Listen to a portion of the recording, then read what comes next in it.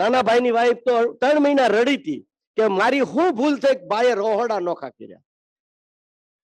બહુ સારી વાત છે. એટલે મને ખબર નહોતી પણ મેં શરૂઆત ત્યાંથી કરી જે ફેમિલીની વાત કરી કે હું વ્યક્તિગત એવો સ્વભાવનો માણસ છું અને વ્યક્તિગત એવી રીતે જીવું છું. અત્યાર સુધીમાં અમે લોકો 38 વર્ષ થયા મારા લગ્ન થયા અને મારો ભાઈ ને અમે સાથે જ રહીએ છીએ. દીકરાના લગ્ન થયા, દીકરાને ત્યાં બાળકો મોટા થયા એટલે વ્યવસ્થિત પ્લાનિંગ કરીને રસોડા જુદા કર્યા. રસોડા કરવામાં ઝઘડો હતો, ભેગા રહેવામાં નહોતો.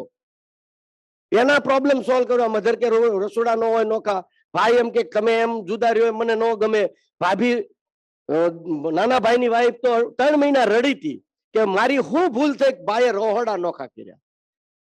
એવું નહોતું પણ વ્યવહારિક અમે નોખા થયા, આટલા પ્રેમથી ભેગા રહેતા હતા. એનું પણ એક રહસ્ય છે. સફળતા પાછળ એનું પણ એક રહસ્ય છે.